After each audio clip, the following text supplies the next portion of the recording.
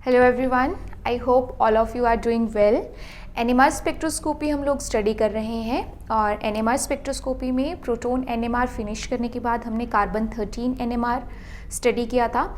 After that आप लोगों को बताया गया था कि अभी हमने प्रोटॉन एनएमआर में वो पार्ट फिनिश किया है जिसमें आई वैल्यू हाफ है। ऐसे मैग्नेटिक न्यूक्लियाई यानी प्रोटॉन जिसकी आई वैल्यू हाफ है उसके साथ ही कपलिंग हमारे पास हो रही है।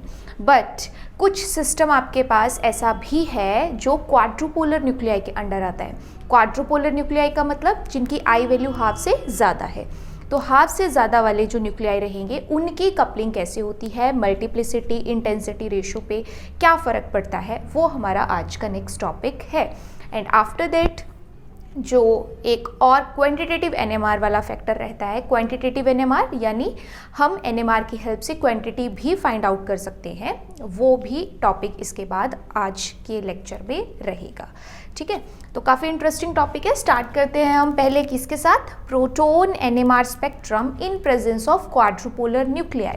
सो याद कीजिए कि क्वाड्रुपोलर न्यूक्लियाई आपके पास कौन था। क्वाड्रुपोलर न्यूक्लियाई वो था जिसका आई वैल्यू हाफ से ज़्यादा है। ठीक है, तो आई वैल्यू जिनका हाफ है लाइक प्रोटॉन एनएमआर या फिर कार्बन 13 एनएमआर वो हमने स्टडी कर लिया। बट क्वाड्रुपोलर न्यूक्लियाई अभी हम करने वाले हैं, इसलिए पहले ही क्लैरिफाई कर दिया कि इसकी आई वैल्यू हाफ से ज़्यादा होगी। अब क्वाड्रुपोल मोमेंट के बेसिस पे, ठीक है, क्वाड्रुपोल मोमेंट के बेसिस पे जो क्वाड्रुपोलर न्यूक्लियाई हैं उनको 3 कैटेगरी में डिवाइड किया गया है। On the basis of quadrupole moment 3 categories में डिवाइड किया गया है। पहली कैटेगरी वो है जिसका क्वाड्रुपोल मोमेंट 0.05 बार से भी कम है। बार यहाँ पे इसकी यूनिट है क्वाड्रुपोल मोमेंट की। सेकंड आपके पास वो जो 0.1 से कम वैल्यू रखते हैं। और थर्ड कैटेगरी वो जिसका क्वाड्रुपोल मोमेंट 0.1 बार से भी ज़्यादा है। इट मीन्स जो क्वाड्रुपोलर न्यूक्लियाई हैं जिनका आई वैल्यू हाफ से ज़्यादा है उनका भी फर्दर क्लासिफिकेशन हुआ है। नॉन क्वाड्रुपोलर जो थे वो कंसंट्रेटेड और डाइल्यूट में तो हुए ही थे, बट जो क्वाड्रुपोलर हैं वो भी क्वाड्रुपोल मोमेंट के बेसिस पे 3 कैटेगरीज में डिवाइड हुए हैं। तो जो आपके पास क्वाड्रुपोल मोमेंट 0.05 बार से भी कम रखते हैं उनके तो आपको मिलते हैं शार्प सिग्नल्स, बढ़िया clean, neat and clean sharp signals देखने को मिल जाते हैं। बट जो 0.1 से कम है एक्चुअल में ये इंटरमीडिएट वाली कंडीशन है, 0.05 से ज़्यादा और 0.1 से कम। तो इस केस में जो हमें सिग्नल्स मिलते हैं वो सिग्नल्स ब्रॉड मिलते हैं, ब्रॉड सिग्नल्स, ठीक है, शार्प नहीं होते हैं। एंड जो हमारे पास 0.11 से ज़्यादा क्वाड्रुपोल मोमेंट रखता है they behave as non magnetic nuclei. They behave as non magnetic nuclei. ठीक है, तो इसमें आपके पास अगर मैं बात करूं एग्जाम्पल्स की तो इसमें आ सकते हैं आपके पास 2H या फिर ड्यूटेरियम जिसे आप कहते हो, वो आता है 0.05 बार से कम क्वाड्रुपोल मोमेंट वाली कैटेगरी में। ठीक है, आफ्टर दैट जो आपके पास ब्रॉड सिग्नल्स की बात हो रही है इसमें आता है आपके पास example 14 nitrogen, 10 boron and 11 boron. ठीक है, तो ये कुछ आइसोटोप्स हैं आपके पास जिनकी क्वाड्रुपोल मोमेंट 0.05 से ज़्यादा और 0.1 बार से कम आता है। तो जनरली इनके ब्रॉड सिग्नल्स आते हैं। ठीक है, एंड ऐसे आपके पास मैग्नेटिक न्यूक्लियाई जिसका आई वैल्यू हाफ से ज़्यादा है बट क्वाड्रुपोल मोमेंट 0.1 बार से ज़्यादा यानी काफ़ी ज़्यादा है, तो उस केस में ये नॉन मैग्नेट की तरह बिहेव करना शुरू कर देते हैं। और इसके एग्जाम्पल्स हैं लाइक क्लोरीन, ब्रोमीन या फिर आयोडीन। दैट्स वाई आपने देखा होगा हमने इतने सारे एग्जाम्पल्स किए, कहीं भी क्लोरीन, ब्रोमीन, आयोडीन इस तरीके के एटम्स की कपलिंग नहीं करवाई, बिकॉज इनकी बेशक आई वैल्यू हाफ से ज़्यादा होती है, मैग्नेटिक न्यूक्लियाई की कैटेगरी में आते हैं, बट एक और एडिशनल फैक्टर है दैट इज क्वाड्रुपोल मूवमेंट।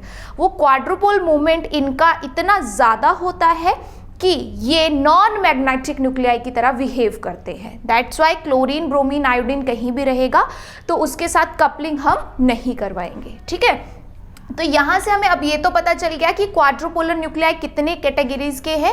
अब यही कैटेगरीज, थर्ड कैटेगरी तो क्योंकि हमारे पास सिग्नल देगी नहीं तो इसके कोई एग्जांपल्स नहीं करने हैं, हमें एग्जांपल स्पेशली ड्यूटेरियम और नाइट्रोजन से रिलेटेड करने हैं। ठीक है, अच्छा ड्यूटेरियम के तो सिग्नल्स हम कर लेंगे, इसमें कोई दिक्कत नहीं है बिकॉज इसके शार्प सिग्नल्स आ ही रहे हैं। दिक्कत यहाँ पे है इस इंटरमीडिएट वाली कैटेगरी में, क्योंकि इसके जनरली सिग्नल्स आते हैं ब्रॉड, और ब्रॉड सिग्नल से हमें बढ़िया एग्जैक्ट इंफॉर्मेशन नहीं मिलती। तो इसके शार्प सिग्नल्स कैसे आ सकते हैं, उसके लिए क्या एक्स्ट्रा फैक्टर हमें यहाँ पे सीखना पड़ेगा, उसकी बात अब करते हैं। ठीक है,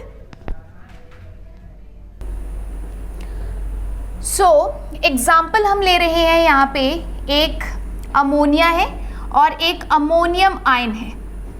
एग्जाम्पल में अमोनिया है और अमोनियम आयन। ठीक है, तो यहाँ पे अब हम प्रोटोन एनएमआर स्टडी करेंगे। तो प्रोटोन एनएमआर के लिए देखो ये है नाइट्रोजन और ये 3 हाइड्रोजन, और तीनों के तीनों हाइड्रोजन क्योंकि सेम नाइट्रोजन के साथ अटैच्ड है, तो तीनों के तीनों हाइड्रोजन का 1H एनएमआर में क्या आएगा, एक सिग्नल। तीनों के तीनों प्रोटोन का एक सिग्नल। बट उसकी मल्टीप्लिसिटी की बात करें, अगर हम मल्टीप्लिसिटी की बात करें तो अब ये तीनों हाइड्रोजन तो आपस में सेम है, तो आपस में तो ये स्प्लिटिंग करेंगे नहीं। अगर इसकी स्प्लिटिंग हो सकती है तो किसकी वजह से होगी, नाइट्रोजन की वजह से। अब नाइट्रोजन आपके पास 14 भी है, नाइट्रोजन 15 भी है, both are magnetic isotopes, magnetic nuclei. But जो 15 नाइट्रोजन है वो आपके पास नेचर में ऑलमोस्ट 0.36 या 37% होता है। तो इतनी कम अगर इसकी नेचुरल अबंडेंस है, इट मीन्स ये तो हमें यहाँ पे नहीं मिलेगा। तो मोस्टली हमारे पास चांसेस क्या हैं कि हमें मोस्ट ऑफ द टाइम, जैसे कार्बन की बात कर रहे हैं कि मोस्ट ऑफ द टाइम हमें कार्बन 12 मिलता है, वैसे यहाँ पे नाइट्रोजन में देखा जाए तो मोस्ट ऑफ द टाइम हमें कौन सा मिलेगा, नाइट्रोजन 14 वाला आइसोटोप मिलेगा। तो अगर 14 वाला आइसोटोप रहेगा तो हमें पता होना चाहिए कि 14 नाइट्रोजन के आई वैल्यू क्या होती है। बताया था आपको एग्जांपल्स में, क्या होती है आई वैल्यू, 1। तो अब फॉर्मूला पुट करेंगे हम यहाँ पे, फॉर्मूले में सब चीजें 2 × n। देखो प्रोटोन के लिए नेबरिंग कौन है, नाइट्रोजन। प्रोटोन एनएमआर स्टडी कर रहे हैं ना, तो प्रोटॉन्स के लिए जो भी नेबरिंग में रहेगा कौन है, नाइट्रोजन। नाइट्रोजन का नंबर कितना है, 1, और इसकी आई वैल्यू कितनी है, नेबरिंग वाले की 1, देन +1। तो आपके पास ये क्या हो गया, 2 + 1 यानी 3 मीन्स ट्रिपलेट। तो यहीं से आपके पास ये सारा कंसेप्ट चेंज हो रहा है। जब आपने ये देखा था कि कपलिंग ऐसे सिस्टम के साथ हो रही है जिसकी आई वैल्यू हाफ है, तब तो आप एक उसमें ऐड कर देते थे और उससे काम चल जाता था। बट अब ऐसा नहीं होगा क्योंकि अब आई वैल्यू हाफ से ज़्यादा है। अब फॉर्मूले से ही आंसर निकालना पड़ेगा आपको, शॉर्ट ट्रिक काम नहीं करेगी। तो यहाँ पे 2Ni+1 में n आपके पास नेबरिंग, तो हाइड्रोजन के लिए नेबरिंग कौन था, नाइट्रोजन, उसका नंबर 1 है, 1 ही प्रेजेंट है इसलिए 1 रख दिया, इनटू आई आपके पास कितना होता है, 14 नाइट्रोजन का 1 पुट कर दिया, वैल्यू आ गई ट्रिपलेट। बट इसका जो ट्रिपलेट नजर आया वो हमें आया इस रेशो में, इस इंटेंसिटी रेशो में नजर आया 1:1:1, और वो ट्रिपलेट भी ऐसा कुछ ब्रॉड नजर आया, ब्रॉड ट्रिपलेट। ठीक है, तो बहुत अच्छी इंफॉर्मेशन हमें नहीं मिली। बट सेम इसी के जैसा एक और मॉलिक्यूल, बट उस मॉलिक्यूल में हमने क्या किया है, उस मॉलिक्यूल में हमने सिर्फ एक प्रोटॉन एक्स्ट्रा रखा है, सिर्फ एक प्रोटॉन एक्स्ट्रा रखा है। और इस एक्स्ट्रा प्रोटॉन की वजह से क्या हमारे पास यहाँ पे डिफरेंस आया, देखते हैं। जब अमोनियम की बात हो रही है तो अमोनियम में जो ये 4 हाइड्रोजन है ये किस तरीके से अटैच्ड होंगे कि इस नाइट्रोजन की जिस पे पॉजिटिव चार्ज है इसकी आपके पास ज्योमेट्री कैसी रहेगी, टेट्राहेड्रल। ठीक है, sp3 हाइब्रिडाइज्ड हो गया ना, और टेट्राहेड्रल ज्योमेट्री है। तो अब प्रोटोन एनएमआर स्टडी कर लेते हैं। प्रोटोन एनएमआर जब हम यहाँ पे स्टडी करेंगे तो क्योंकि चारों के चारों हाइड्रोजन सेम नाइट्रोजन के साथ अटैच्ड हैं, तो चारों के चारों हाइड्रोजन का आएगा एक signal.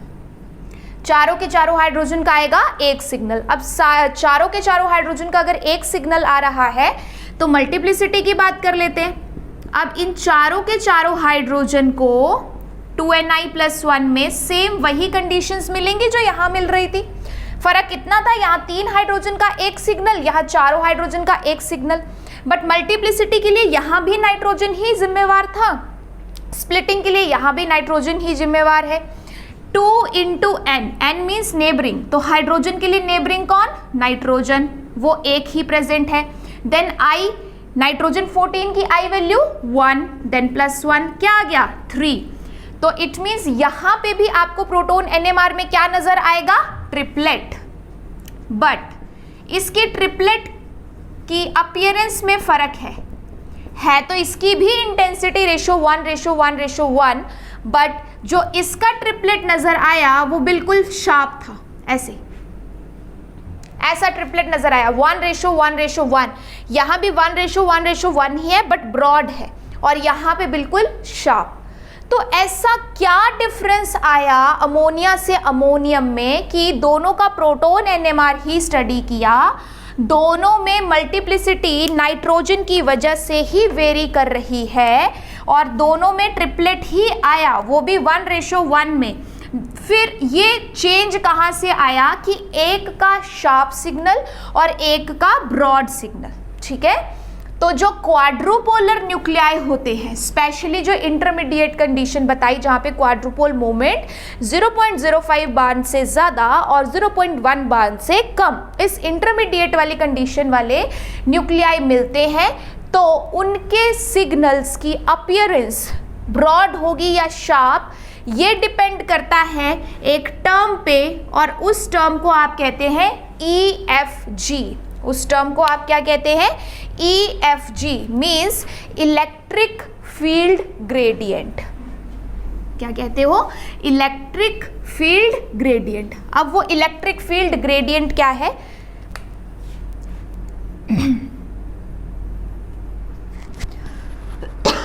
Sorry, electric field gradient, ठीक है।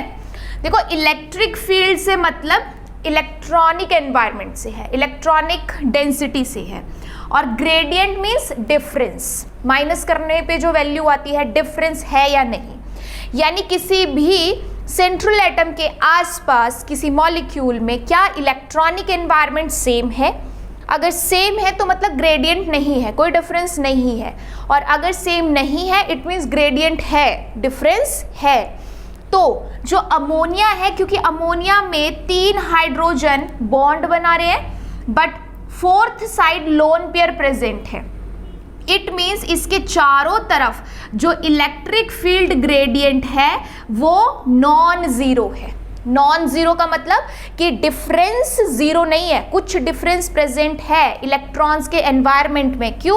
क्योंकि 3 बॉन्ड बना रहे हैं, बॉन्डेड इलेक्ट्रॉन्स है, और एक तरफ नॉन बॉन्डेड इलेक्ट्रॉन्स है, लोन पेयर है। तो नाइट्रोजन के चारों तरफ क्योंकि इलेक्ट्रॉनिक एनवायरनमेंट सेम नहीं है, डिफरेंस है, दैट्स वाई हमने लिखा कि यहाँ electric field gradient non zero है, मतलब कुछ ना कुछ वैल्यू जरूर है, डिफरेंस है।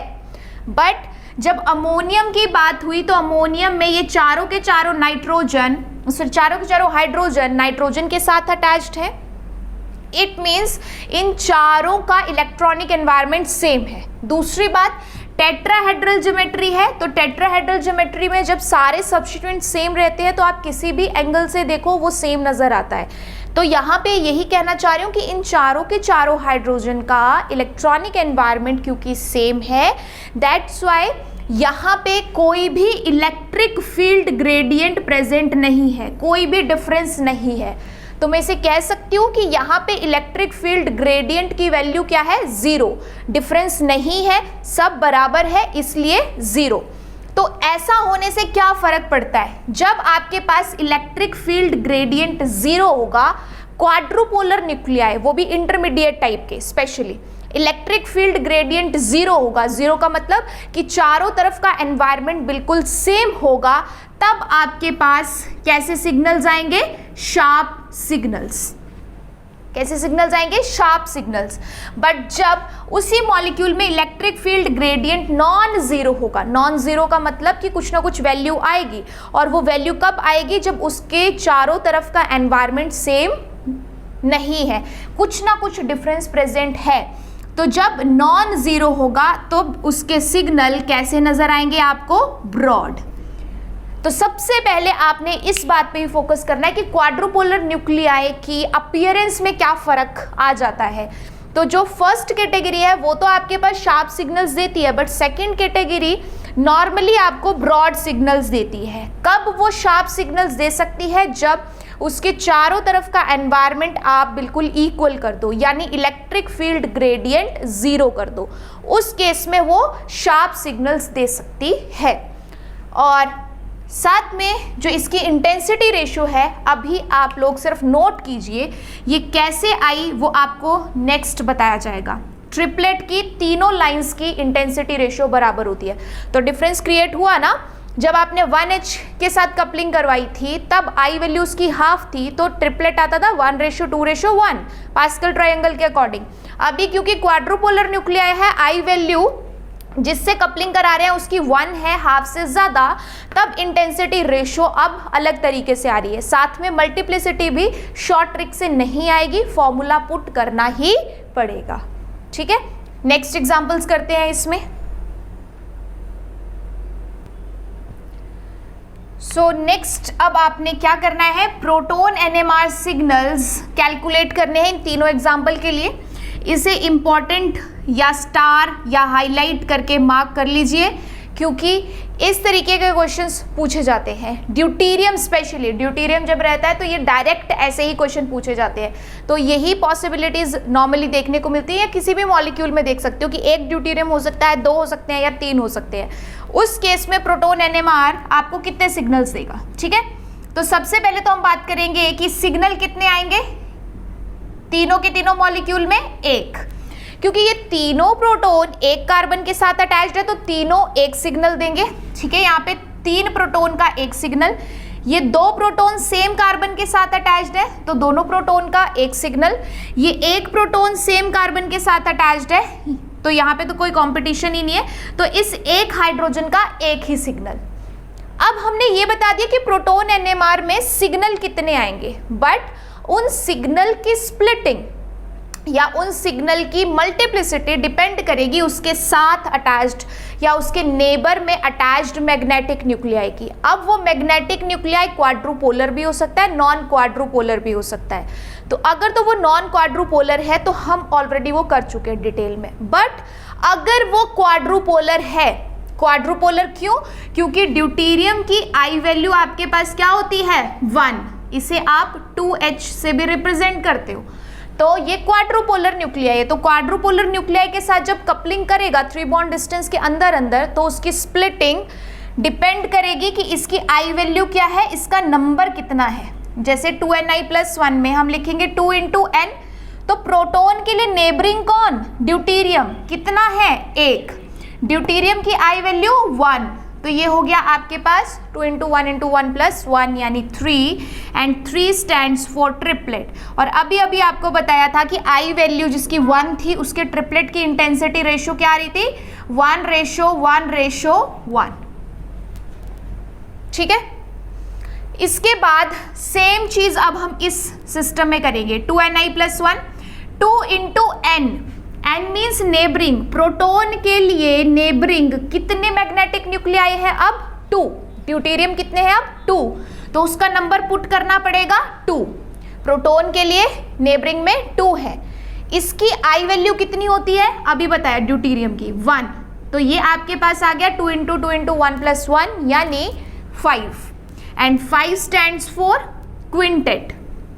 और यहाँ पे क्विंटेट की इंटेंसिटी रेशियो डिफरेंट आएगी। यहाँ पे आपके पास क्विंटेट की इंटेंसिटी रेशियो है 1:2:3:2:1। ठीक है, कंक्लूड करके अभी बताया जाएगा कि किस बेसिस पे हम ये इंटेंसिटी रेशियो यहाँ पे ले रहे हैं। तो इंटेंसिटी रेशियो है 1:2:3:2:1। लास्ट एग्जाम्पल कर लेते हैं, इसमें भी 2Ni+1 रहेगा।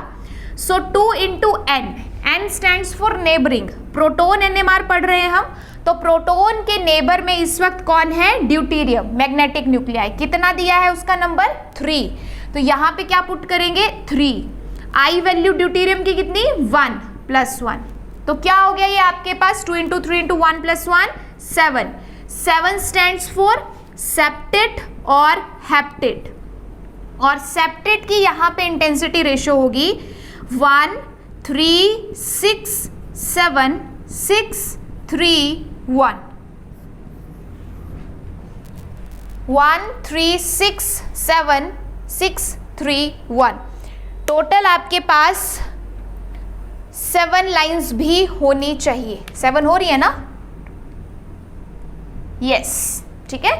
तो अब देखिए ये आपके लिए काफ़ी इंपॉर्टेंट है, इसकी स्पेशली मल्टीप्लिसिटी और इंटेंसिटी रेशियो। मल्टीप्लिसिटी आप फॉर्मूला से कैलकुलेट कर सकते हो, इंटेंसिटी रेशियो को आपको ध्यान में रखना पड़ेगा कि जब एक ड्यूटेरियम है तब आपके पास इंटेंसिटी रेशियो या मल्टीप्लिसिटी क्या आ रही है, ट्रिपलेट, और उस ट्रिपलेट की इंटेंसिटी रेशियो आपके पास रहेगी 1:1:1, तीनों लाइंस की इंटेंसिटी रेशियो सेम, ठीक है। ये तो बात होगी ट्रिपलेट की।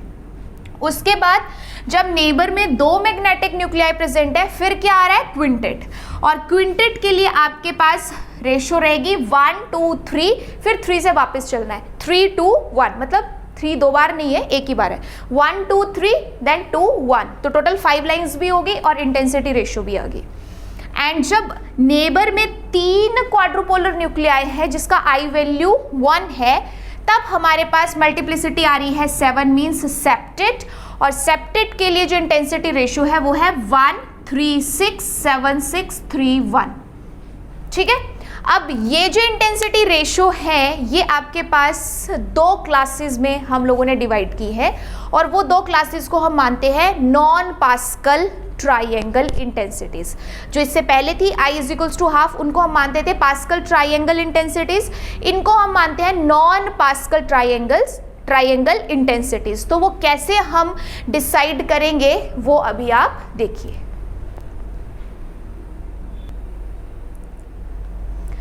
देखिए यहाँ पे हमने केस फर्स्ट, ठीक है, पहले तो इस चीज को देख लेना है कि ये है क्या, नॉन पास्कल ट्राइंगल इंटेंसिटीज, ठीक है, नॉन पास्कल ट्राइंगल इंटेंसिटीज, यानी जिनकी आई वैल्यू हाफ से ज्यादा है, जिनकी आई वैल्यू आपके पास क्या है, ज्यादा है। तो नॉन पास्कल ट्राइंगल जो यहाँ पे हम देखेंगे उसे हम 2 केसेस में डिवाइड कर रहे हैं। 2 केसेस में कैसे, एक आपके पास है AH2 MH2 LH2, हमने माना है कि हमारे पास कोई 3 मॉलिक्यूल हैं, बट यहाँ पे क्या देख रहे हो कि क्वाड्रुपोलर न्यूक्लियाई A है, यहाँ पे क्वाड्रुपोलर न्यूक्लियाई M है, यहाँ पे क्वाड्रुपोलर न्यूक्लियाई L है, सपोज किया है, कुछ भी है, ठीक है। तो इनका नंबर यहाँ पे सिर्फ 1 है, ये इस तरीके के मॉलिक्यूल्स हैं जिसमें क्वाड्रुपोलर न्यूक्लियाई का नंबर सिर्फ 1 है। अब इनमें क्या सपोज किया है हमने कि जो A है उसकी आई वैल्यू 1 है, यहाँ सपोज किया है कि 3/2 है, यहाँ सपोज किया है कि 2 है, ठीक है, कुछ भी हो सकती है ना, हाफ से ज्यादा। तो ऐसे हम 3 केस लेके चल रहे हैं। तो अब अगर मैं यहाँ पे मल्टीप्लिसिटी कैलकुलेट करूँ तो मुझे फॉर्मूला पुट करना पड़ेगा 2ni + 1, सो 2 इंटू n, प्रोटोन NMR जब हम कर रहे होंगे तो इसके दोनों प्रोटोन का एक सिग्नल आएगा, बट वो एक सिग्नल इस A की वजह से, उसके नेबरिंग की वजह से क्या होगा, स्प्लिट हो जाएगा। सो 2 इंटू n, नेबर में कितने हैं क्वाड्रुपोलर न्यूक्लियाई 1, और उसकी आई वैल्यू कितनी है 1, तो ये आपके पास आ जाएगा 3 मीन्स ट्रिपलेट। अब यहां पे कैलकुलेट करूं तो 2 इंटू n, इसके लिए भी मैग्नेटिक न्यूक्लियाई जो क्वाड्रुपोलर वाला है कितने प्रेजेंट है, m मतलब 1, और इसकी आई वैल्यू m की कितनी है 3/2, ठीक है। तो हमारे पास ये आंसर आ जाएगा 4 मीन्स क्वार्टेट। इसी तरह से अगर मैं तीसरे एग्जाम्पल पे मूव करूं तो मेरे पास यहाँ पे 2 इंटू n मतलब नेबरिंग मैग्नेटिक न्यूक्लियाई या जो भी क्वाड्रुपोलर है, तो L कितना है 1, और इसकी आई वैल्यू 2, तो ये आपके पास आ जाएगा 5 एंड 5 स्टैंड्स फॉर क्विंटेट, ठीक है, ट्रिपलेट, क्वार्टेट, क्विंटेट। तो इस फर्स्ट केस में जब आपके पास क्वाड्रुपोलर न्यूक्लियाई का नंबर सिर्फ एक ही है, वो उस मॉलिक्यूल में सिर्फ एक ही प्रेजेंट है, AML, समझ रहे हो ना, अगर एक ही प्रेजेंट है तब फिर इसकी इंटेंसिटी रेशो हमेशा बराबर रहती है, सारी की सारी लाइंस बराबर। ट्रिपलेट है, तीनों लाइन बराबर 1:1:1। क्वार्टेट है, चारों लाइन बराबर 1:1:1:1। क्विंटेट है, पांचों लाइंस बराबर 1:1:1:1, ठीक है। तो ये फर्स्ट केस है जो आप ध्यान में रख सकते हो कि जब क्वाड्रुपोलर न्यूक्लियाई का नंबर सिर्फ एक है, एक ही प्रेजेंट है, तब हमारे पास जो भी मल्टीप्लिसिटी आएगी फॉर्मूला के थ्रू, उसकी इंटेंसिटी रेशियो में सब लाइंस की इंटेंसिटी बिल्कुल बराबर होगी, ठीक है। ये हो गया first case. Moving to our next case, इसमें अब हमने क्या किया है, A2H, यानी अब क्वाड्रुपोलर न्यूक्लियाई का नंबर बढ़ा दिया है। यहाँ पे M2H, यहाँ पे L2H, इसमें क्वाड्रुपोलर न्यूक्लियाई एक है, और ये दूसरा केस है जिसमें क्वाड्रुपोलर न्यूक्लियाई का नंबर अब 2 हो चुका है, बढ़ चुका है। तो इसमें जब मैं पुट करूंगी 2 × N × I+1, यानी 2Ni+1 मल्टीप्लिसिटी कैलकुलेट करने के लिए, सो 2 × N, प्रोटॉन NMR में जो इसका एक सिग्नल आएगा वो इन दो क्वाड्रुपोलर न्यूक्लियाई की वजह से स्प्लिट करेगा। तो प्रोटॉन को अपने नेबर में कितने मिल रहे हैं मैग्नेटिक न्यूक्लियाई, 2, तो N की वैल्यू 2 और इसकी I वैल्यू कितनी दी है 1, पुट कर दिया, तो ये आपके पास आ गया 5 and 5 stands for quintet. Next में अगर सेम देखूं तो मेरे पास 2 × N, अब नेबरिंग कितना है, अगेन 2, I वैल्यू यहाँ पे कितनी दी है 2Ni, I वैल्यू कितनी दी है 3/2 + 1, तो ये आपके पास आ जाएगा 7 एंड 7 स्टैंड्स फॉर सेप्टेट और क्विंटेट। अगर L2H के लिए देखूं तो मेरे पास यहाँ पे है 2 × N, हाइड्रोजन को अपने नेबर में कितने मैग्नेटिक न्यूक्लियाई मिल रहे हैं 2, इसकी I वैल्यू कितनी है 2 + 1, सो आपके पास ये क्या आ जाएगा total 9 lines, 9 stands for nonet, ठीक है, या nonet stands for 9 lines. तो आपके पास इस तरीके से ये सेकंड केस है जिसमें अब क्वाड्रुपोलर न्यूक्लियाई का नंबर हमने बढ़ा के 2 कर दिया है, इसमें सिर्फ 1 था, इसमें 2 कर दिया है। तो उस केस में आपके पास इंटेंसिटी रेशो कैसे लिखनी है, 5 लाइंस है ना, 1 2 3 स्टार्ट कर देना है, आपको टोटल 5 लाइंस करनी है, बट आपको मैक्सिमम उतना ही जाना है कि वापस आते हुए आप 1 पे पहुंच जाओ। क्या कहा कि 1 से स्टार्ट करना है, 1 2 3 4 ऐसे करके, बट वहां से वापस भी आना शुरू कर देना है काउंटिंग में कि 5 लाइंस बने और वापस 1 पे भी आ जाओ। जैसे यहां पे रेशो होगी 1 2 3 2 1, यहां पे क्या इंटेंसिटी रेशो होगी 1 2 3 2 1, देखो 5 लाइंस भी होगी और बिल्कुल कॉन्टिन्यूस 3 से हम वापस चलना शुरू कर दिया, तभी 5 लाइनें भी पूरी होगी और हमारी इंटेंसिटी रेशियो भी आ गई।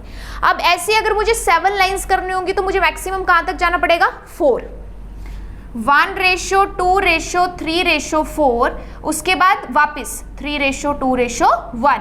तो इस तरीके से मेरी 7 लाइंस भी पूरी हो जाएंगी और उन 7 लाइंस की इंटेंसिटी रेशियो भी हो गई। 9 के लिए कीजिए, 9 के लिए अब मैक्सिमम कहाँ तक जाना पड़ेगा हमें 5 तक, 1:2:3:4:5, अब 5 से वापस 4:3:2:1, तो ये अब आपके पास इंटेंसिटी रेशियो आ चुकी है 9 लाइंस के लिए। सो इस तरीके से आप अपने सिलेबस के अकॉर्डिंग इन 2 केस को याद रख सकते हो जो नॉन पास्कल ट्रायंगल इंटेंसिटी को बिलोंग करता है, जिसमें पहला केस ऐसा है कि क्वाड्रुपोलर न्यूक्लियाई का नंबर 1, तब सारी लाइंस की इंटेंसिटी रेशियो बराबर। दूसरा केस जब क्वाड्रुपोलर न्यूक्लियाई का नंबर 2 हो चुका है, बढ़ चुका है, तब आपके पास इंटेंसिटी रेशियो ऐसे चलती है कि 1 2 3 से स्टार्ट करना है, किसी एक नंबर से वापस आना है कि 1 पे खत्म भी कर सको। ये शॉर्ट ट्रिक बता रही हूँ मैं लर्न करने के लिए कि 1 से स्टार्ट किया, मैक्सिमम वहीं तक जाना है कि वापस 1 पे आ भी सको और जितनी लाइंस की रिक्वायरमेंट है वो पूरी भी हो जाए। 5 है तो 5, 7 है तो 7, 9 है तो 9। ठीक है जी।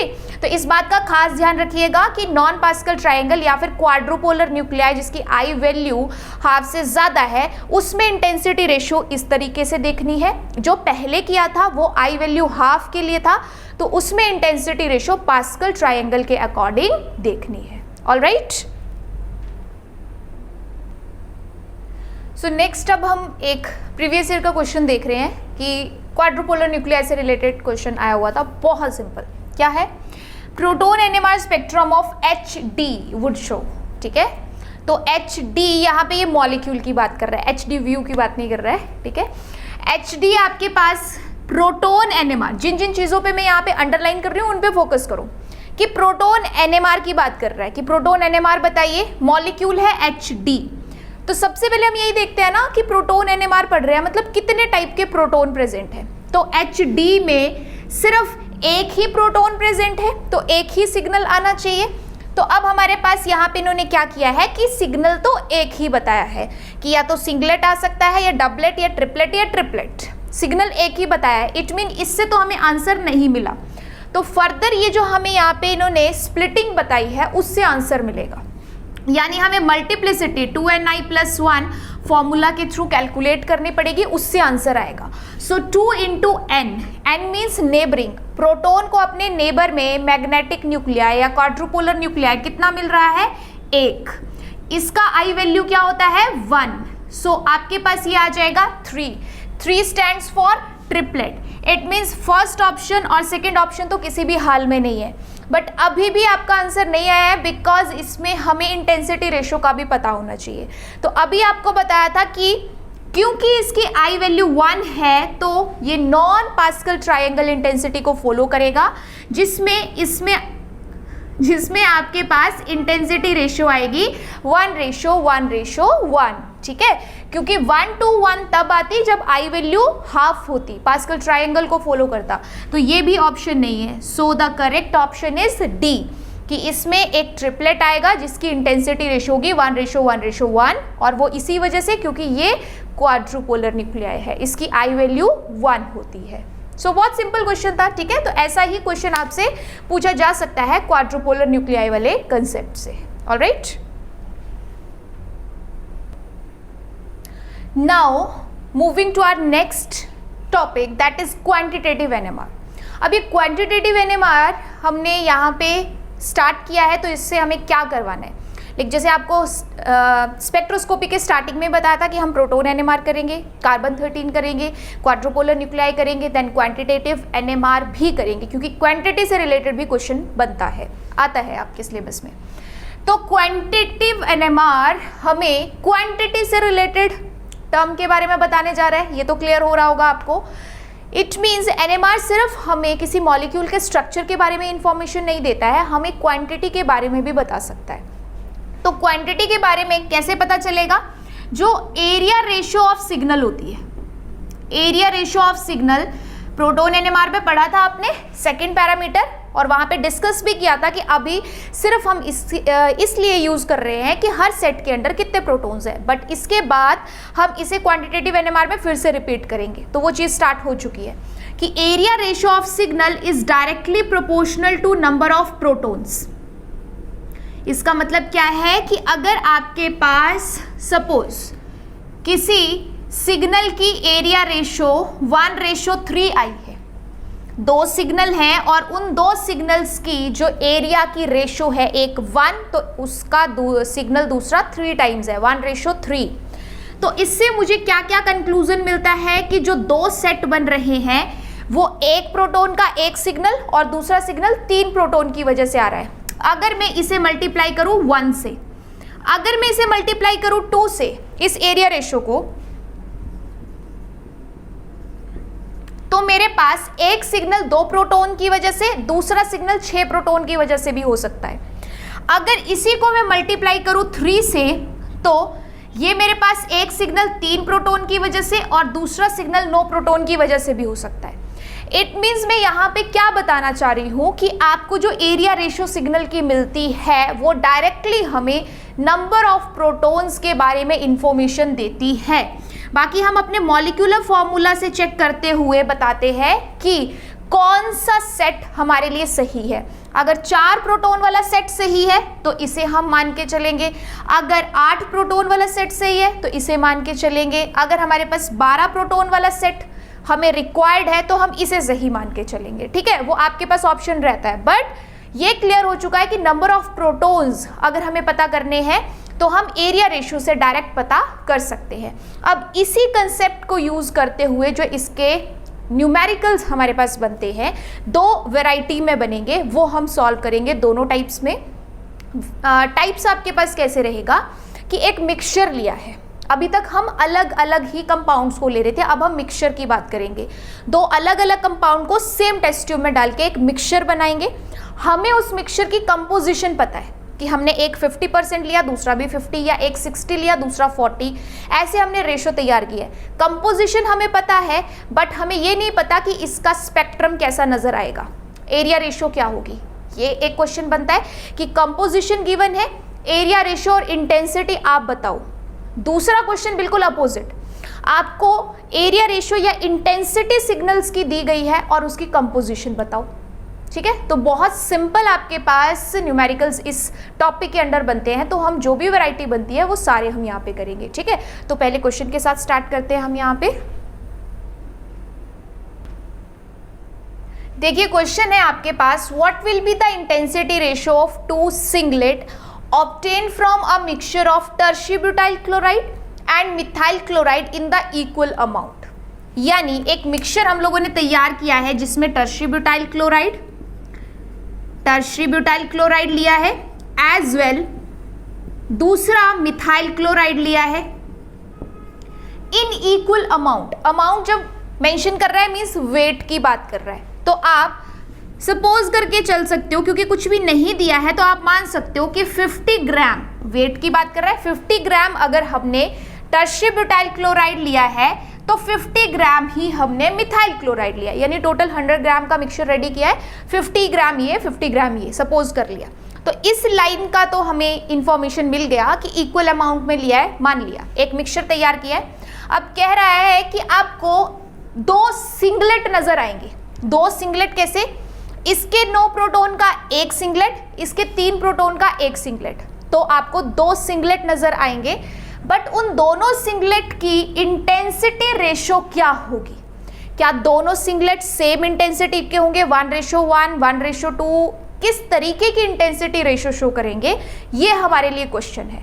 तो पहले हमने जो इंफॉर्मेशन दी थी वो नोट डाउन कर ली। अब हम इसकी इंटेंसिटी रेशो तक कैसे पहुंचेंगे, देखो सबसे पहले तो हमें यहाँ पे क्या करना है कि इसे मोल्स में कैलकुलेट करना है, मोल्स में कन्वर्ट करना है, क्योंकि हमें प्रोटॉन के मोल्स चाहिए होते हैं इन कैलकुलेशन के लिए। तो पहले सिंपल मोल्स कर लेते हैं, फिर जितने प्रोटॉन्स प्रेजेंट हैं उस अकॉर्डिंग मल्टीप्लाई करेंगे। मोल्स कैलकुलेट करने के लिए आपको क्या चाहिए होता है कि जितना भी वेट आपने यहाँ पे वेट टेकन, अमाउंट टेकन, जितना भी लिया है अपॉन इट्स मॉलिक्यूलर वेट, जो कंप्लीट इसका मॉलिक्यूलर वेट है वही करते हो। तो मोल्स के लिए हमने क्योंकि 50 ग्राम यहाँ पे इसका वेट लिया था, और अगर इसके मॉलिक्यूलर वेट की बात करूँ तो वो हमारे पास कैलकुलेट करके आएगा 92.5। ठीक है, और कैलकुलेट करके ये हमारे पास आ जाएगा अप्रॉक्स 5405 मोल्स के आसपास। एग्जैक्टली मिथाइल क्लोराइड के लिए भी हमें कैलकुलेट करना है, तो इसका वेट हमने लिया है 50 ग्राम टेकन, और मॉलिक्यूलर वेट जो है या अमाउंट कह सकते हो 50 ग्राम लिया है, और जो मॉलिक्यूलर वेट है वो हमारे पास आ जाएगा 50.5। तो ये कैलकुलेशन करके अप्रॉक्स हमारे पास जो आंसर आएगा वो आ जाएगा 0.99 मोल्स। बट ये जो हमारे पास मोल्स आए हैं ये सारे प्रोटॉन्स के लिए नहीं है, और जब हम इस तरीके का क्वेश्चन करेंगे तो हमें मोल्स प्रोटॉन्स के रिक्वायर्ड होंगे। यहाँ पे किस चीज के रिक्वायर्ड होंगे, मोल्स ऑफ प्रोटॉन्स। एनएमआर में मोल्स ऑफ प्रोटॉन्स रिक्वायर्ड हैं, और अगर मोल्स ऑफ प्रोटॉन्स रिक्वायर्ड हैं तो इसका मतलब क्या है, इसका मतलब ये है कि जितने भी प्रोटॉन्स प्रेजेंट हैं, क्योंकि प्रोटॉन्स जितने ज़्यादा इंटेंसिटी रेशो उसी पे डिपेंड करती है, जितना स्पिन का पॉपुलेशन है इंटेंसिटी उसी पे डिपेंड करती है। दैट्स वाई क्योंकि यहाँ पे 9 प्रोटॉन है तो 9 से हम मल्टीप्लाई करेंगे जो मोल्स की वैल्यू आई थी उसे। एग्जैक्टली यहाँ भी सेम चीज निकालेंगे, तो यहाँ पे क्योंकि 3 प्रोटॉन है तो जो मोल्स की वैल्यू आई थी उसे हम मल्टीप्लाई करेंगे 3 से, ठीक है। और कैलकुलेट करके ये आपके पास अप्रॉक्स 4.86 ऐसी कुछ वैल्यू आ जाएगी, ठीक है, 8645 मोल्स। और यहाँ पे आपके पास कैलकुलेट करके अप्रॉक्स 2.97, क्योंकि ये 1 के अकॉर्डिंग ही है तो 3 के आसपास ही आनी चाहिए, है ना। 0.999 1 के अराउंड ही है ना, तो 3 into 1 उतना ही आना चाहिए। सो 2.97 मोल्स के आसपास आपके पास वैल्यू आ जाएगी। अब क्या करना है, कुछ नहीं कर रहे हैं, आपने पहले मोल्स कैलकुलेट कर लिए, देन मोल्स ऑफ प्रोटॉन, जितने भी प्रोटॉन होंगे उससे मल्टीप्लाई करके मोल्स ऑफ प्रोटॉन्स आ जाएंगे। जब ये चीज आ गई तो जस्ट दोनों की रेशो निकाल लो, दोनों को डिवाइड कर लो। जैसे दोनों को डिवाइड कर लोगे मीन्स रेशो आपको मिल गई। तो यहाँ पे 4.864 जब रेशो निकालने की बात आएगी तो आपके पास ये 4.8645 डिवाइड बाय 2.97, तो रेशो निकालने के लिए आपको यही करना पड़ता है ना कि जो लोअर वैल्यू उसको 1 मान के चलो, ऊपर वाले को 2.97 से ही डिवाइड करो, तभी आपके पास वो रेशो एक तरीके से बन सकती है इफ पॉसिबल, ठीक है। नॉर्मली अगर देखा जाए, क्योंकि किसी को 1 मानोगे तभी उसके रेफरेंस में दूसरे को बता सकते हो कि 1 अगर ये माना है तो उसका 2 टाइम्स है या 3 टाइम्स है या 4 टाइम्स है, कितने टाइम्स दूसरा सिग्नल आ रहा है। तो उस हिसाब से आपके पास ये जो कैलकुलेशन है ये हमारे पास वैल्यू दे देगी 1.63, अप्रॉक्स ये वैल्यू आ जाएगी 1.63 अपॉन 1। तो इंटेंसिटी रेशो ऐसे रहेगी 1.63 रेशो 1। बट ये चीज का खास ध्यान रखना है कि 1.63 किसकी, 1.63 आपके पास जो वैल्यू आई है वो 4.8 से आई है, एंड 4.8 किससे आया है, टर्शियरी ब्यूटाइल क्लोराइड से। इट मीन्स जब टर्शियरी ब्यूटाइल क्लोराइड और मिथाइल क्लोराइड को आप इक्वल अमाउंट में लेके एक मिक्सचर तैयार कर रहे हो तो उसकी जो इंटेंसिटी रेशो है वो इंटेंसिटी रेशो आपको कुछ ऐसी नजर आएगी, वो इंटेंसिटी रेशो कुछ ऐसी नजर आएगी। यानी एक टर्शियरी ब्यूटाइल क्लोराइड 1.63 टाइम्स ज्यादा इंटेंस सिग्नल देगा देन मिथाइल क्लोराइड। समझ पा रहे हो? तो एक बार फिर से देखो कि ये क्वेश्चन क्या था और हमने क्या किया। हमें यहाँ पे कंपोजिशन दिया था मिक्सचर का और ये भी बताया था कि सिग्नल क्या आएगा, बट इंटेंसिटी रेशो नहीं पता थी। तो हमने सबसे पहले क्या किया कि उसका कुछ भी वेट एज्यूम कर लिया बट इक्वल रखा, उससे मोल्स कैलकुलेट किए, बट मोल्स हमें प्रोटॉन्स के रिक्वायर्ड है तो दोनों कंपाउंड्स में जितने जितने भी प्रोटॉन होंगे उससे मल्टीप्लाई करेंगे। जैसे ही मल्टीप्लाई किया एक एक वैल्यू आ गया। देन जस्ट रेशो निकालनी थी, रेशो के लिए दोनों को डिवाइड किया, डिवाइड करके हमारे पास रेशो आ चुकी है। तो अब हम क्लियरली बता सकते हैं कि टर्शियरी ब्यूटाइल क्लोराइड का सिग्नल 1.63 और मिथाइल क्लोराइड का उसके रिस्पेक्ट में 1, या मिथाइल क्लोराइड को 1 मान रहे हैं तो टर्शियरी ब्यूटाइल क्लोराइड का उससे थोड़ा सा ज्यादा 1.63 पे सिग्नल शो करेगा। तो ऐसी कुछ इंटेंसिटी इसकी होगी। लाइक ऐसे हम कह सकते हैं कि अगर ये मिथाइल क्लोराइड है 1 इसको माना है तो ये टर्शियरी ब्यूटाइल क्लोराइड रहेगा, क्योंकि 1.63 थोड़ी सी उसकी इंटेंसिटी ज्यादा होगी। सो ये फर्स्ट वैरायटी है क्वांटिटेटिव एनएमआर के अंडर कि इस तरीके का क्वेश्चन आपको मिल सकता है। तो यही स्टेप्स आपने फॉलो करने हैं, चाहे स्टेटमेंट कंपाउंड कुछ भी बदल के क्यों ना दे दे। ठीक, अब इसके नेक्स्ट टाइप पे आते हैं, बिल्कुल रिवर्स। अब हमारे पास क्या होगा कि हमें अपीयरेंस पता होगी, इंटेंसिटी रेशो पता होगी, बट कंपोजिशन हमें नहीं पता कि दोनों कितने कितने मिक्स किए हैं, वो हम फाइंड आउट करेंगे। Okay, all right. So next जो यहाँ पे टाइप क्वेश्चन का बन सकता है वो दिया है, ये प्रीवियस ईयर का क्वेश्चन भी है। A mixture of tertiary butyl chloride and acetone gives equal intensity of singlet signals, what is the composition of mixture. यानी आपको एक दिया है टर्शियरी ब्यूटाइल क्लोराइड और दूसरा आपके पास दिया है एसीटोन, ठीक है। अब क्या कह रहा है कि इन दोनों ने जो हमें सिंगलेट सिग्नल दिया उनकी इंटेंसिटी बिल्कुल इक्वल है।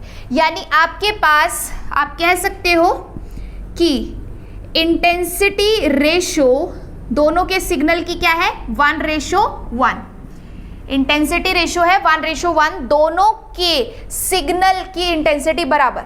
यानी आप खुद सोचो, इसके पास है 9 प्रोटॉन, इसके पास है 6 प्रोटॉन। क्या ऐसा हो सकता है दोनों का एक एक मॉलिक्यूल ही लिया कि 6 प्रोटॉन्स की वजह से जो इंटेंसिटी आई 9 की भी वही आएगी? नहीं ना। इट मीन्स अगर दोनों के सिग्नल की इंटेंसिटी हमें बराबर करनी है तो दोनों के प्रोटॉन्स का नंबर बराबर करना पड़ेगा, दोनों की मोल रेशो बराबर करनी पड़ेगी। तो वो कैसे पॉसिबल है कि अगर मैं इसे करूं 2 से मल्टीप्लाई और अगर मैं इसे करूं 3 से मल्टीप्लाई, इसे करूं मैं 2 से मल्टीप्लाई, इसे करूं मैं 3 से मल्टीप्लाई, तो 9 2 जा 18, 6 3 जा 18। समझ रहे हो ना बात को? यहां भी 18 प्रोटॉन, यहां भी 18 प्रोटॉन। यानी अगर मैं चाहती हूं कि दोनों के सिग्नल की इंटेंसिटी रेशो बराबर आए तो मुझे इसकी मोल रेशो कुछ ऐसी लेनी पड़ेगी। यानी टर्शियरी ब्यूटाइल क्लोराइड अगर मैं 2 मॉलिक्यूल ले रही हूं तो मुझे एसीटोन के कितने लेने पड़ेंगे? 3, तब मेरे पास इक्वल इंटेंसिटी आएगी। इस मोल रेशो का मतलब ये है कि टर्शियरी ब्यूटाइल के अगर 2 मॉलिक्यूल लिए हैं तो एसीटोन के 3 लेने पड़ेंगे एक तरीके से मिक्सचर में, तब जाके मेरे पास इसकी इंटेंसिटी रेशो बराबर हो सकती है। और वो मुझे कैसे पता चला? इसके प्रोटॉन्स की मोल रेशो को इक्वल करते हुए, प्रोटॉन के नंबर को इक्वल करते हुए। ठीक है, जब मेरे पास मोल रेशो आ चुकी है तो अब जस्ट आपको क्या करना है, इस मोल रेशो के साथ इनके मॉलिक्यूलर वेट को मल्टीप्लाई करना है। जब हमें उनका मॉलिक्यूलर वेट अलग अलग मिल जाएगा, दोनों को ऐड करके टोटल मिल जाएगा, तो हम किसी भी कंपाउंड का परसेंटेज कंपोजिशन बहुत आसानी से निकाल सकते हैं, क्योंकि हमारे पास इंडिविजुअल भी है और हमारे पास टोटल भी है। देखो कैसे करेंगे फर्दर, कि जो मॉलिक्यूलर वेट है टर्शियरी ब्यूटाइल क्लोराइड का अभी हमने देखा था, ठीक है। So next, weight of tertiary butyl chloride, ठीक है, weight of tertiary butyl chloride. तो टर्शियरी ब्यूटाइल क्लोराइड के लिए हमने 2 से मल्टीप्लाई करना है क्योंकि मोल रेशो 2 ली गई है और इसका मॉलिक्यूलर वेट लिया था 92.5। वैसे ही हमें यहाँ पे करना है वेट ऑफ एसीटोन। तो वेट ऑफ एसीटोन में अब इसकी मोल रेशो कब बराबर होगी? जब ये 3 लेंगे, तो 3 से मल्टीप्लाई करना है, ठीक है। और यहाँ पे अब हमें मल्टीप्लाई किस चीज से करना है? एसीटोन के मॉलिक्यूलर वेट से, यानी ऑलमोस्ट 58। तो ये आपके पास कैलकुलेट करके 92.5 इंटू 2 कितना आ जाएगा? 185, और ये आ जाएगा अप्रॉक्स 174। ठीक है, कैलकुलेशंस आपके पास सिंपल सी ही रहती है। तो अब इन दोनों का वेट अलग अलग आ चुका मोल रेशो के साथ। मोल रेशो इंपॉर्टेंट है क्योंकि सिग्नल की इंटेंसिटी बराबर है ना, तो ये बराबर करना बहुत ज़रूरी है। जब ये चीज़ आ गई तो आप खुद सोचो, आप दोनों को टोटल अगर करें तो पूरे मिक्सचर का वेट आपके पास आ जाएगा।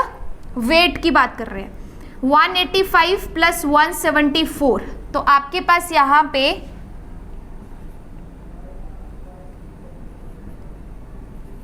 ये अप्रॉक्स आपके पास कितना आ जाएगा? 359, ठीक है।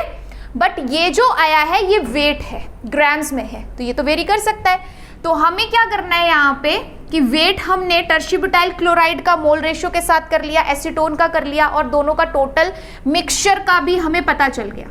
इट मीन्स अब हम परसेंटेज निकालेंगे, परसेंटेज कंपोजिशन हमें बतानी है, क्योंकि परसेंटेज कंपोजिशन बिल्कुल करेक्ट रहेगी, वेट में तो फिर चेंजेस आ सकते हैं। सो परसेंटेज कंपोजिशन हम कैसे निकालेंगे? हमें टर्शियरी ब्यूटाइल क्लोराइड की मोल रेशो के साथ इक्वल करते हुए इंडिविजुअल पता है, टोटल मिक्सचर का पता है, निकल जाएगी परसेंटेज। वैसे ही एसीटोन का हमें इंडिविजुअल पता है और टोटल पता है, तो हम इसकी परसेंटेज बहुत आसानी से निकाल सकते हैं। देखो कैसे। नेक्स्ट स्टेप अब हमारे पास क्या रहेगा? परसेंटेज कंपोजिशन का।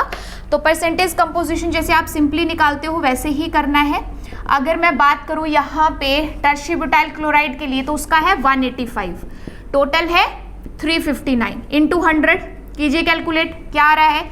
और ऐसे ही अगर मैं बात करूं एसीटोन के लिए, तो एसीटोन का आपके पास कितना आया है? 174, कितने में से? टोटल में से 359 इंटू 100।